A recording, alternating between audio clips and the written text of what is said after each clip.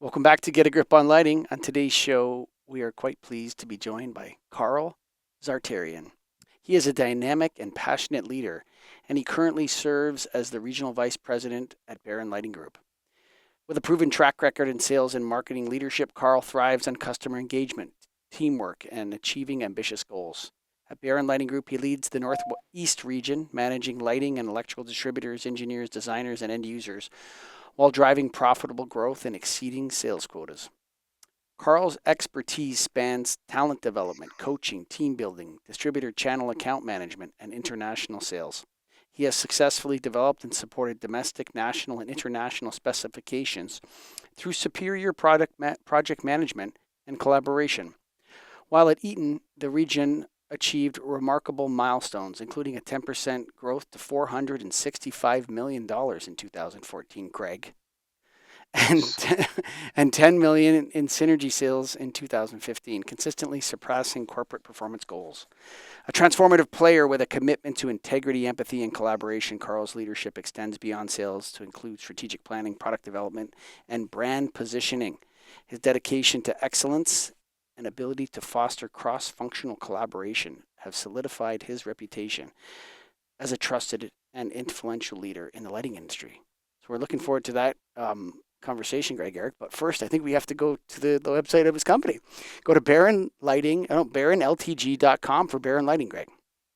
Yeah, and hey, one of their brands, Exitronics, exit signs. Every single building you go in has an exit sign, and they're not all the same. I'm telling you, I'm noticing more and more, not just because Carl's on here, but because it's an opportunity that I've been missing for years. And I look around and I see that every exit sign, there's an opportunity, and there's different exits, including some that Carl mentioned today. What do you got coming out, Carl? We have come out with anti-ligature as well as heavy industrial exit signs. So when you talk about institutional uh, confinement, prisons, that it's excellent. The thing's built like a beast, and it's going to be prevent anybody who's incarcerated from hanging themselves, or it could be in a um, institution like a psychiatric ward or something like that, mental health institution. So yeah, we're doing very well with that. We've had it out for a few months, and we're starting to see it on specifications too. And you know what, Greg? As we move into this field of emergency lighting, all distributors seem to be edging into it slowly, steadily. You hear it everywhere. Selling lots of exit signs, different kinds of exit signs. But those ones he's talking about, those are the profitable ones. Makes money. It's a lot different than the thermoplastic exit sign for sure.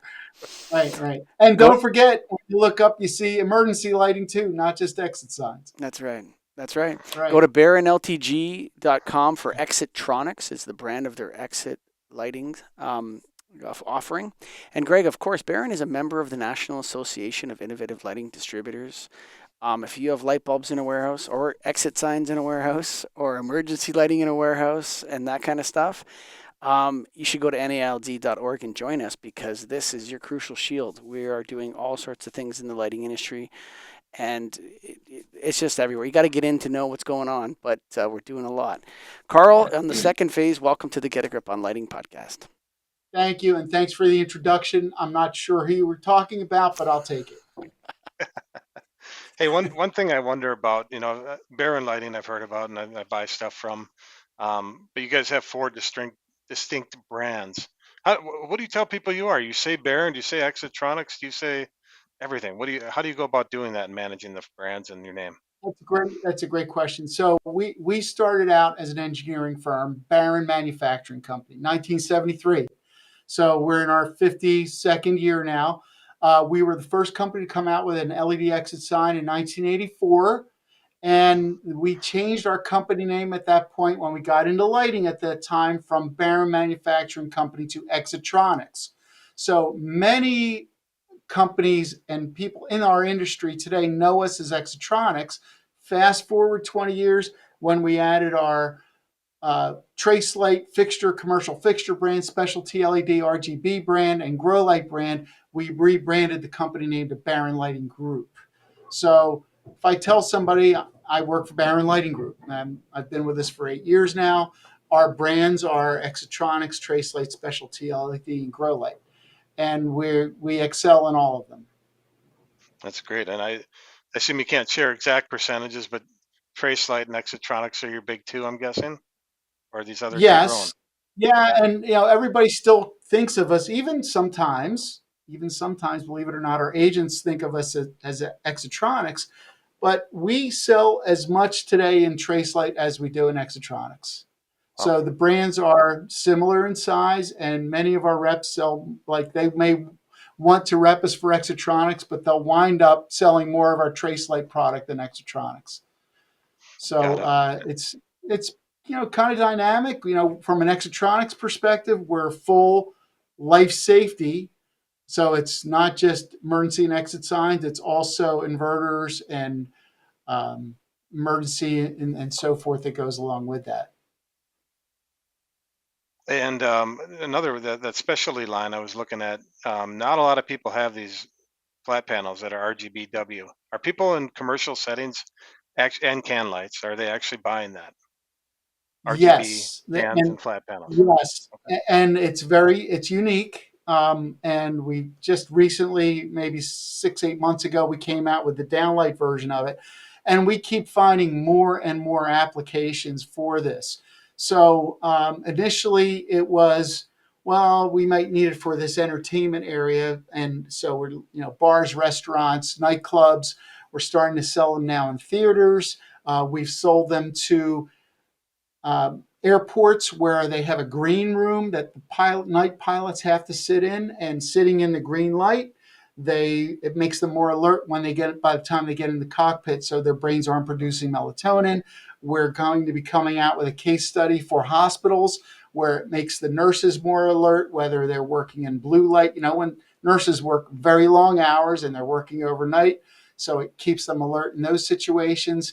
So there's a lot of science that goes into it, as well as strictly from an entertainment perspective with bowling alleys, pool halls, and that type of thing too. So we keep running into more applications, and we now have it networked with our network controls, our Light Logic. So customer can control it from a DMX panel or from an app on your phone. Hmm. So there are tons of applications. You can group fixtures together or have individual control as well. Now, this is the first time I've ever heard that green light makes you alert and aware. There's actually a study on that, and like you're talking the actual color green, everything The looks actual green, color and green, now I'm right? more alert. Hmm. And that's why you don't want a clock next to your bed with green. They have them in red, so it doesn't affect the way when you wake up in the middle of the night. If you wake up in the middle of the night, if you're looking at a green light, it can stimulate you. And you got me on one other question now. Why green exit versus red exit signs? That's an age-old question. Yeah. So there's no real study on that, and it's Okay. really municipality-driven or state-driven. Um, the concept is that if someone sees green, that means go. So go Mhm. towards the green. Traditionally, it's been red. So it's really a municipality or authority of jurisdiction driven specification. You know what's I funny wish I had about a better, I had wish I had a more well, sophisticated answer but for you you. know what? You know what the problem is, and this is where the nailed kind of comes in, and why we're trying to push our way to the consultation table with states and governments is that from our perspective, a lot of these kinds of rules seem a little bit absurd. And I think distributors, lighting distributors like Greg and I and different people in the association, we could give some valuable information to the people making these kinds of laws to discuss with them. Well, look, you're making this rule. Here's what lighting distributors think. I wanted to ask you. You have in your bio, it says managing lighting and electrical distributors, engineers, designers, and end users. How is the relationship from Barron to distribution versus engineer versus designer versus end user? How do you go to market differently to all those groups, or is it just the same marketing? No, absolutely distinct marketing. So obviously, if you're going to working with a specifier, now let me start out by saying we are as good as our agent is in specific territory, right? So they're our sales team. And the agents typically have teams that call on specs or contractors or distributors. So we will work with those specific teams, and if we're calling on a specifier. Um, we don't want to bring a flat panel in, obviously. Nobody's going to really, it's not going to resonate with anybody, but our Guardian G3 would certainly resonate with them where, Hmm. hey, this is a spec item, or our new industrial high bay fixture that's hose down rated and NEMA 4X and so forth, that will resonate with them. Whereas if we're with a contractor, now I categorize contractors in certain segments. So you have the typical NECA plan and spec contractors who bid off the lighting schedule. And then you have contractors that do that, but they also do the design build side of it, Hmm. right? So we want to focus on both of those, obviously, but the specifiers will drive the plan and spec side. But that design builds perspective, you make a sales call on the contractor. Typically, I'd say a 90% hit rate will get an order within 4 to 6 weeks for a job they're working on where they have a storage area or something like that that they want to do a job for. And then the other aspect is VE. And I view design build differently as VE, where have a job comes in, it's plan and spec, and then it has to be cut down with price. So Barron will fit in there also. You had the question about distributors too Hmm. in there, Yeah. right? So with distributors, again, you want to get stock, obviously, but you have to earn that, and you have to earn that business.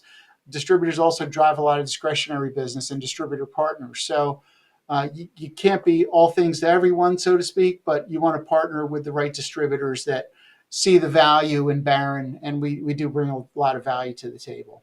What is you've come into Nailed now, and we're coming up to the convention, and some people have accounts with Barron. Greg, you have an account with Barron, right? Yep.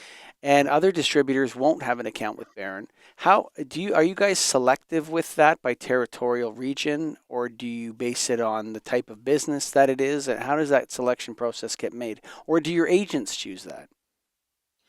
Again, we work with our agents on that, Yeah. and in some cases, we may have a direct relationship with a specific distributor. In other cases, the agent does. So we don't do this often, but if we do make a change, let's say in a trading area with an agent, the new agent may have a different relationship with that distributor partner than our previous agent did. So a lot of it's driven by the agent. I'm not going to try to sugarcoat that part of it, and that's all great because they're the ones calling on them every day. They have the long standing relationships. So in some cases, we want to support our reps, we want to support our distributor partners. So we want to make it as easy as possible to do business with. And at the end of the day, like we want to make it easy for them to place orders with us, to get quotes from us, and everything else that goes along with that. You know what's funny about that is actually, Greg, and I'm going to give this question over to you, and maybe you can bring Carl in on it with a response. But I find some companies very difficult to do business with, like some vendors. You're talking vendors, yeah. I'm not going to Yeah, I say mean, anybody because I don't want to, but some people are very difficult to do business with, man. yeah, I'm sure you're never difficult, but that's a whole other story. So along those lines, Barron, one of our key attributes is we are privately owned. Hmm. And I've worked for some bigger companies in this industry. Being privately owned is an asset. And I've been with, I think I mentioned earlier, 8 years with Barron. We get to yes very quickly, and we get responses very quickly. And you can take a phone call or an IM to get an answer. I love it, and it really is fits the way my brain is wired, candidly Hmm. speaking. And I understand what you're saying, that like some companies, like they, I hear it from customers now. Boy, like they're kind of difficult to do business with. I call us the yes company. Like we want to get to yes as much as possible and as easily as possible. And make it as painless as possible along the way. And then after the order, make sure everybody's got continued satisfaction. Hmm. Yeah, no, and I agree, Mike. To your point, same. For the most part, it's relatively easy. It's gotten better than it used to be, but there was a while where there's certain people that you couldn't even talk to, and it's like, well, what are you guys doing? And now what happened to them? They're down significantly. So you'd mentioned earlier about that you have a lighting controls offering. Can you tell me a little bit about that? How long have you had a lighting controls offering? Is kind of my first question. And you said that it's connected to DMX. When did you start offering that, and what products does that go with? So it's kind of tiered. We started offering our Light Logic controls, network controls, about 2 years ago, and what drove that was DLC. Part of it was the energy side of it. So in many cases, it's depending on what area of the country, we were getting boxed out on jobs because we didn't have network controls, and it was required on a job, or they wanted to group fixtures together, and we had the individual PIR sensors, but we didn't have something that could be grouped together. So that drove that side of it. We came out with our Light Logic, an app driven controls, and then about a year ago was when we came out with our controls that tied into Light Logic on the RGB side, on the RGBW side. So that's a little bit newer, but we keep expanding upon that and getting more capability as we grow. My experience is that you start small with these things, and then you build as you go, and you keep building upon it, as opposed to waiting and waiting and waiting and say, okay, now we've got everything, let's launch it. So Interest, it's been successful. Interesting anecdote I've told 3 times today on various calls related to Nailed. But what this is, one of the students that went to our control certification in June, which also had 4 presenting vendors that demonstrated their controls intricately at the show, at the training program. They mentioned that the most valuable thing for them was actually meeting a technical person who understood controls a lot, and that being able to Mm. email them at the manufacturer was something that they valued more than the training and everything else involved. Do you guys offer tech support for for That's distributors on your control a great system and stuff question. like that? Yeah, absolutely. We have a very well trained and knowledgeable team. And I would actually put our team up against anybody in the industry. We're responsive, we're knowledgeable. One of the people that heads up that group is just from a different side bar. He's a electrician by trade. That's probably So, good to have. yeah, so he can really diagnose things quickly. Then we have our engineering team as well. So, we have an experienced engineering team. We can test things in house. If there are any questions on anything, we have an in-house yield. So, yeah, the team is very responsive, very knowledgeable, and we diagnose things and get answers again in quick fashions. I keep pinching myself because a lot of times it takes like an IM and I get an answer. So, Yep. within a few hours, or I'll get a response of, we're not sure, we'll put it into testing tomorrow and find out. Yep. Now it sounds like back to your bio, you're the Northeast. Is that right? You've got the Northeast region covered. For Barron, yes, yes, Okay, got yes, it. So, I know historically, and from what I've heard, you're going to tell us more about it, but rebates are strong and heavy in that market. Massachusetts, I think, was consistently the number one rebate processor, number one, whatever it was, in terms of yes. rebates given, something like that.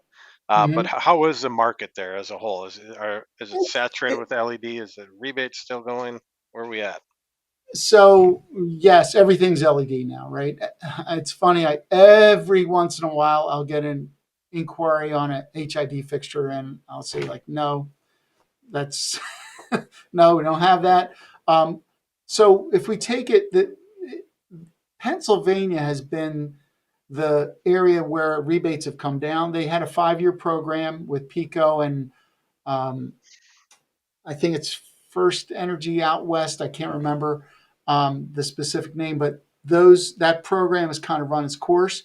So the rebates are at the end of the 5 year, and they've kind of run out. Mass has cut down a little bit, but then when you get to other areas like Maryland, Virginia, upstate New York, that's been pretty strong. What we're seeing is high bays are the most requested, linear and round high bays, and but those rebates have come down, and the most increase in rebates has been on the outdoor sector. So area lighting, site lighting, floods, wall packs is where it's been the most, and that's across the country, candidly. So not just in the Northeast. Uh, so that's where we've seen the most activity on that. And are you seeing LED to LED rebates? Explain the question. Well, the existing technology out of sight is LED, and now they're going to replace it with LED. Are you starting to see? Or are you not really seeing that piece? No, we're starting to see that, honestly, because you think about LEDs; they've been around for a long time. They kind of reached a commercial, I'll say a commercial realm in the 2000s, right? That's when you started seeing them come out. Well, you think 2000 isn't that long ago, but 2008, that's 17 years ago. Doesn't seem like it's that long. And those fixtures that were installed then have kind of reached the end of their product life cycle or reaching that. So yes, to answer your question, we are seeing LED to LED replacement. And the efficacies, I can remember when an efficacy of 50 lumens per watt was like, wow, 50 or 60 lumens per watt, that's fantastic. Now we're at 180, so, and DLC is also driving a lot of this now because they're coming out with 6.0 that will be executed, I guess, in January. The 5.1 will still be active until October, I think, of 26, where they'll still allow it. But that's driving higher efficacy, especially on the DLC premium fixtures. What do you think of that? Like, do you And like? I look at. I've been in the rebate game since 2001. I think I've been doing energy efficiency rebates, and they always seem to make sense to me from the customer's perspective and the utilities perspective until about 2018 or 19, and then it started to make no sense at all. Like I didn't understand why people were doing this kind of thing. And I wondered, isn't a new version of DLC very disruptive for Barron Lighting? Like, doesn't it cause a lot of problems for you? yes, the answer is yes. Yeah, Uh, when it comes out, I mean, essentially, we either have to resubmit existing product, spending a lot of money. It takes up a lot of resources, sure. or redesign products because they don't meet the But new why are standard. the utilities telling the lighting industry how to design lights? Like, that's what the DLC represents utilities. And Um, so, like, I don't understand that. Like, why don't you think that lighting manufacturers like Barron would be better off without DLC? Or if they so just finalized it permanently? yeah, look, I guess what drives the rebates is if you have more efficient fixtures, it will drive less. It'll put less strain on the utilities. In theory, that's what's supposed to happen. So if you have more efficient fixtures, it will again help the utilities and the grid. Um, Like, it that made it sense to me until about 2020. Maybe it started falling apart for me in 2018 when everything was you're buying everything as a fixture label rather as than they're purchasing actual energy savings. well, what it does too is I would think it was end of 2022. That was the last DLC, I believe, right? That's when last time it changed 5.0. Yeah. So now we're maybe 21. 4 years later, we're now having new standards. So it's also driving the LED life cycle, if you think about it. Yeah, sure. So, everybody says, well, LEDs have such a short lifespan. A lot of that's being driven by these Changes. standards. Not only that, Yeah, though, the reason why you can't buy any parts for anything is they're constantly pressing people to change it over and over again. right, correct. Yeah. right? And so not even companies like that, you have trouble stocking parts because you've now the fixture's 10 years old. Maybe you need to buy a driver. Oh, 10 years ago, a driver? What? That's totally different now. One of the things that, again, each utility may have its own standard for a rebate. So, for example, Massachusetts utilities have their own standards for controls, different than every other state in the country, right? Every other one. So, They're special. if you want to qualify for that rebate, you have to submit to DLC in a specific way to make sure you meet Yeah, that. it's such You can have the exact same product and everything. So there are a lot of nuances to it. And once you think you know everything, the DLC changes it. you remember Yeah, these, they got us by the short and curlies. Karl, I love your company. I think you guys are doing great. I'm looking forward to seeing Barron at the convention in September 22nd to 24th. Excuse me. Do you have any final thoughts for the Get a Grip on Lighting audience about Barron Group or about the lighting industry? What's in your mind? No. So first of all, again, thanks for having us on. It's really enjoyable speaking with you guys. I love your questions and your energy. From our audience perspective, Barron, again, the most customer focused company I've ever worked for. And it comes from the culture of the company. It comes from our owner and our entire team. We really listen to our customers and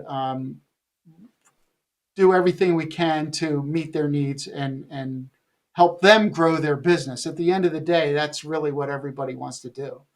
So there are a lot of lighting companies. We're all in lighting, and what differentiates us is our service and how we treat our customers and our customers also including our agents. So I like to call our agents our partners, and then go from there. So no, really appreciate having the opportunity to meet you guys and speak with you guys, and used to seeing you just as a recording. So this is great. Well, listen, it's our pleasure. I've had so much fun just chatting with you about the industry, Karl. It's been great. I want all the folks out there to go to barronltg.com for their Exotronics. Craig, what was that anti-ligature fixture code? Do you have it in front of you? The code? I don't have the code. That was Carl that knew that. Oh, did you know the code? There's What's the one. name of the line? The anti-ligature It line? is the HALRE series. There you go. Go Yeah, check it. I'm going to go check it out right now. and then we have the industrial version is the HAE series. Check it out. Of course, Barron Lighting is a member of the National Association of Innovative Lighting Distributors, NALD.org. Karl has another thought. Yeah, I'm sorry. We're in talking about energy. In regards to rebates, we have a rebate finder on our site.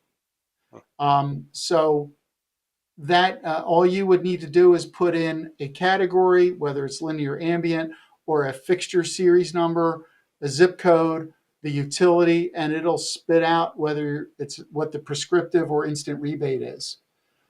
So it makes it very easy by category to pick things out. It'll give you your DLC cert that you can get right from the site. You don't have to go search for it elsewhere on DLC. And so forth. So I should have mentioned that earlier, and it slipped my mind. That's okay. It's a podcast. We can do whatever we want. Go to barronltg.com. Of course, they're members of National Association of Innovative Lighting Distributors. Do you have light bulbs in a warehouse? Do you sell them over a counter, on Amazon, in person, on the order desk, over the phone? This is your association. So if you are in Canada, United States, and you have light bulbs in a warehouse, you should be joining NAILD. Go to naild.org. Thank you for listening. Bye for now.